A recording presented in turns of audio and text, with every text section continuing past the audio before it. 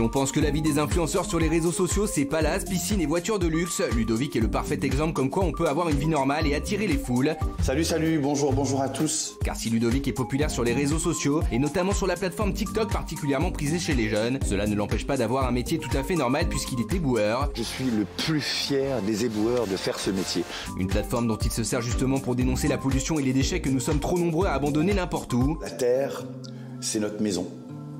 Et on est en train de pourrir notre maison. Et ça marche. Aujourd'hui, ce sont près de 85 000 personnes qui suivent avec attention les vidéos engagées de cet influenceur d'un nouveau genre. Ludovic Francesca est avec nous ce soir pour nous raconter son quotidien. Merci Ludovic. Merci d'être là. Merci mon Ludo. Ludovic, en plus, qui s'habille au même endroit que Guillaume Janton.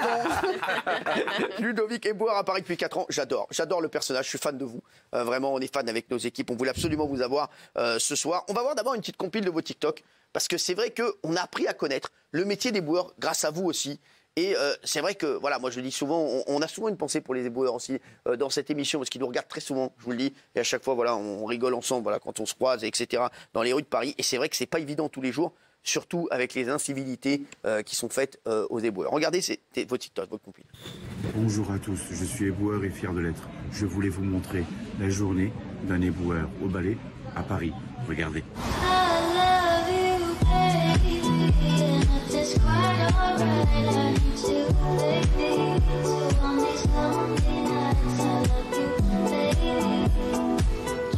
Abonnez-vous. Merci à tous de m'avoir écouté. Alors, régulièrement, vous faites des vidéos et dans vos vidéos TikTok, vous mettez donc en valeur votre travail. Pour cela, vous faites des photos avant et après vos interventions. Regardez, un petit avant-après. Regardez, c'était sur. On ramasse tout ce qui est au sol, tout ce qui est papier, plastique, canettes, les chewing-gums, les mégots de cigarettes. Quand j'ai fini une rue, je me retourne et là je me dis waouh, t'as fait du bon boulot parce qu'elle est propre la rue en fait, tout simplement. Ici, il y a beaucoup de déchets. Donc du coup, là je vais prendre une photo maintenant et ensuite quand j'aurai nettoyé, je vous montrerai l'après. Et vous verrez la différence et l'utilité de l'éboueur justement. Même les gens quand ils nous disent je vais jeter par terre parce que t'es payé pour le ramasser, je me dis mais c'est quoi cette mentalité? Alors, Ludovic, vous faisiez quoi avant Ludovic? Alors, j'ai travaillé dans l'autisme, j'ai travaillé dans la santé, j'ai travaillé dans un foyer d'aide médicalisée. D'accord. Je faisais fonction d'aide-soignant. Je ne suis pas diplômé, mais je faisais le même métier. Comment et pourquoi vous êtes devenu éboueur? En fait, j'ai toujours voulu devenir éboueur. Ouais. Depuis tout petit déjà. J'étais sensible. Qu'est-ce qui vous plaisait? C'était. J'étais sensible déjà à la planète, puisque je ramassais les mégots de mes frères et sœurs. Ah ouais. Et je leur disais, mais qu'est-ce que ça fout dans ma main? Pourquoi c'est pas dans la poubelle? Voilà. Et je partais aussi dans les rues me balader avec ma maman pour faire des courses. Et ma maman, je ramassais les papiers par terre. Ma maman me disait ma maman me disait, pardon, c'est dégueulasse ce que tu fais. Je dis, c'est dégueulasse, oui, mais c'est bon pour la planète. Déjà, j'avais cette âme-là. Et un éboueur, c'est une personne qui est en première ligne. Ouais. Là, actuellement, et depuis toujours. D'accord? Et on est des dépollueurs. Alors, dans un entretien que vous avez fait à Brut, vous parlez que vous êtes confronté souvent à des preuves d'incivilité, parfois à la limite de l'agression. Et regardez, on voit quelqu'un vous jeter une bouteille d'eau dessus, regardez. Là, on est en train de nous jeter des... Il nous a jeté ça dessus. Il vient de vous lancer une bouteille d'eau dessus. C'est ça, voilà. Ça, c'est voilà. Ce genre de choses, ce genre de comportement-là, qui est...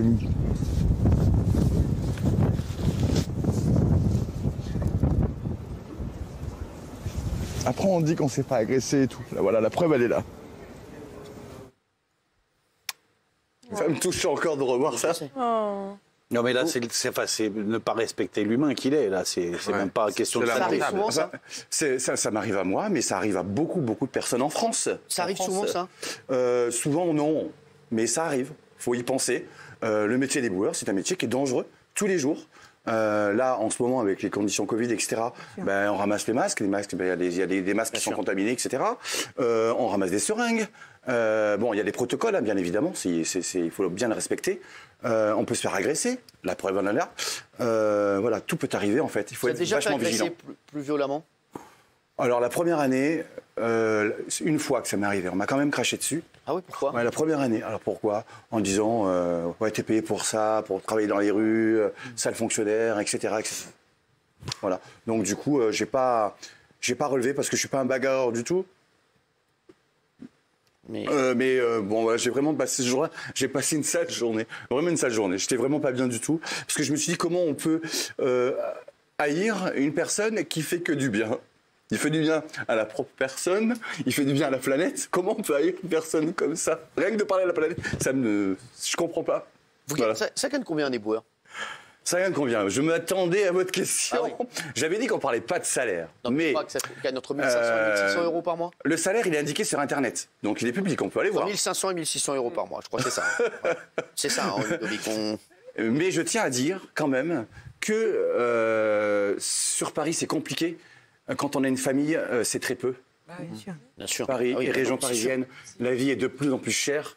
Donc du coup, franchement, j'espère qu'on va avoir un petit coup de pouce si on nous écoute. Ah oui. Alors, est-ce que vous avez déjà été blessé dans l'exercice de votre métier? Parce que je sais que vous ramassez parfois des seringues. Alors, j'ai aussi eu la chance, je dis bien la chance, d'être ripper. Ripper, c'est la personne qui est, ben voilà, derrière le camion, qui ramasse nos poubelles de tous les jours. Et là, il faut faire hyper attention parce qu'on monte des bacs. Et du coup, les bacs, des fois, ils se lâchent. Bien sûr. Ben, je me suis pris un bac, oui, sur la tête. Donc, je suis tombé, bien évidemment. Mais bon, tout va bien. Mais tout s'est bien passé. Des seringues, vous ramassez des... Il y a eu des... Voilà. Est-ce qu'il y a eu des moments où vous vous êtes dit, tiens, c'est vraiment compliqué? Ben, en fait, quand je tombe sur les seringues, je me dis, je suis content de tomber dessus parce que je vais la mettre en sécurité. N'importe qui, peut-être un enfant peut tomber dessus, jouer avec et se faire mal. Et ensuite, ou une personne mal intentionnée qui peut aller braquer des caissières, etc. Enfin voilà, je me dis, moi, le petit Ludovic, ben, je vais te mettre en sécurité, tu feras de mal à personne. Tout simplement. Alors, il y a eu, il y a quelques temps sur France 2, le magazine Infrarouge s'intéressait au quotidien des éboueurs. Il y a eu notamment un extrait qui a beaucoup fait parler sur le manque de respect de certaines personnes envers vous. C'est juste incroyable, regardez ce qu'il raconte. Il y a beaucoup de gens qui vont être reconnaissants en disant, voilà, c'est bien, ah bah c'est propre, vous faites votre boulot convenablement, voilà. Mais dans le quartier où je travaillais avant, j'avais souvent des réflexions, j'avais des personnes qui me voyaient arriver et jetaient leurs mégots par terre en me disant, bah ramasse. J'ai déjà une personne qui m'a acheté un mégot devant moi et m'a dit, je te paye, donc ramasse, fais ton boulot, fais néant. Alors pour le mégot, bien évidemment ça arrive, c'est de la provocation. Et moi qu'est-ce que je fais? Ben, je ramasse le mégot, je dis tenez, vous avez perdu ça, la poubelle est juste là. La personne elle vient toute rouge comme une tomate. Peut-être qu'il va mettre une patate, hein, peut-être. Mais bon, je prends le risque. Il faut leur dire qu'un mégot égale 500 litres d'eau polluée, déjà. Moi, et sachez que vous n'êtes pas seul. Moi, tous les étés, je nettoie aussi les plages. Je vais sur les plages nettoyer. Ben merci. Bah, vous me voyez là, d'ailleurs. Mais je passe mon temps à ramasser tout ce qui traîne sur la plage. Ramasser Castaldi, si vous voulez. mais tout le monde devrait le faire. Tout le monde. Je ne peux pas me mettre à la plage et ne pas ramasser un déchet qui est à côté de moi. Est-ce que les Français sont des porcs pour vous? Est-ce qu'on est des porcs? Est-ce qu'on est des porcs? Dites-le, parce qu'on est voilà. Alors vous savez, on va prendre l'exemple de Eugène Poubelle. Vous connaissez Eugène Poubelle, c'est la personne qui a inventé la poubelle. Il a mis ça, il a inventé ça en 1881 à Paris parce que Paris était sale, voilà. Mais c'est partout en fait comme ça, hein. D'accord. En France et dans le monde.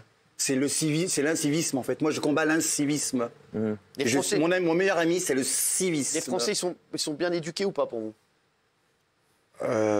Ils sont éduqués moyennement, on va dire ça comme ça. On va rester. Moi, je sais que j'ai fait beaucoup de bêtises et j'ai été corrigé par mon grand-père. J'ai eu des gifles et du coup au cul et ça m'a fait du bien. Voilà ce que je suis devenu. Maintenant, je fais pas de discours. Je ramasse la canette qui traîne et je vais la mettre à la poubelle. Terminé. Oui, Géraldine. Quand on jette un déchet par terre à Paris, c'est 135 €. À Madrid, c'est 1500 €.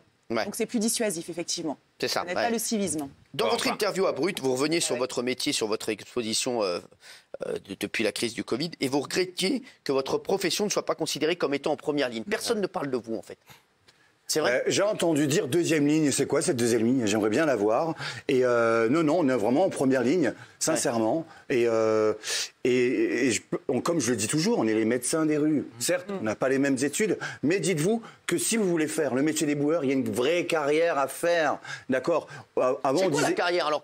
C'est vrai. Voilà, s'il y a des gens qui nous regardent. Alors moi, parce que moi, j'ai du mal à savoir ce qui se passe. Quand on est éboueur, comment on évolue? Alors, pour arriver à la ville de Paris, déjà, on arrive par concours. Déjà, il y a un concours qui dure 3 mois. Ensuite, pendant une année, on est stagiaire. D'accord. Ensuite, date butoir, on devient titulaire du poste. Et ensuite, on est éboueur principal. Ensuite, on a un concours à passer pour devenir TSO chef d'équipe. C'est quoi ça alors? C'est le chef d'équipe? C'est le chef d'équipe, c'est celui qui est avec nous, qui nous attribue le secteur, qui contrôle le travail bien fait, etc. Vous êtes quoi en ce moment? Moi, je suis éboueur principal et je resterai éboueur principal. D'accord. Vous ne voulez pas devenir chef d'équipe? Non, peut-être travailler dans la communication, j'aimerais bien. D'accord, très bien. Vous en faites de la communication. Merci Ludovic, on voulait avoir. Il a fait un buzz énorme. Il y a pas mal de poubelles dans la communication aussi. Il y a pas mal de poubelles à ramasser dans la communication. Merci Stéphane Tapi.